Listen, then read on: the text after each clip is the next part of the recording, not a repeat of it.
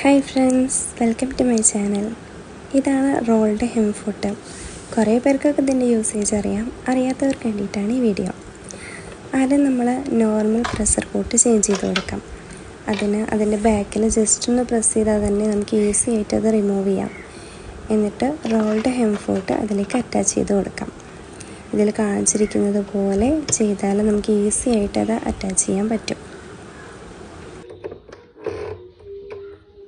എന്നിട്ട് സെലക്ടർ നമ്മൾ സിയിലേക്ക് മാറ്റുക. ഇവിടെ 3യിലേക്കും അഡ്ജസ്റ്റ് ചെയ്യുക. അതുപോലെ ലെങ്ത്ത് 2യിലേക്കും സെറ്റ് ചെയ്ത് കൊടുക്കാം.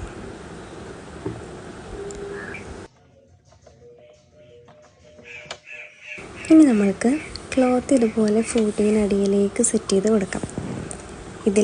ക്ലോത്തിൻ്റെ ചീത്ത വശം മുകളിലേക്ക് വരുന്ന രീതിയിൽ ഫൂട്ടിനടിയിലേക്ക് ചെറുതാക്കി ക്ലോത്തിനെ ഫോൾഡ് ചെയ്ത് കൊടുത്ത് സ്റ്റിച്ച് ചെയ്യാം. അപ്പോൾ നമുക്ക് നല്ല ഫിനിഷിങ്ങിൽ ആ സ്റ്റിച്ച് കിട്ടും. സ്കേർട്ടിൻ്റെ അടിഭാഗം, ഫ്രോക്കിൻ്റെ ഒക്കെ താഴ്ഭാഗം നല്ല ഭംഗിയിൽ കിടക്കാൻ വേണ്ടിയിട്ടാണ് നമ്മൾ കൂടുതൽ ഈ ഫൂട്ടി യൂസ് ചെയ്യുന്നത്. ഇതിൽ കാണുന്നത് പോലെ നല്ല നീറ്റായിട്ടും നല്ല പെർഫെക്റ്റായിട്ടും നമുക്ക് ആ താഴ്ഭാഗം കിട്ടും. എല്ലാവരും ഒന്ന് ട്രൈ ചെയ്ത് നോക്കുക.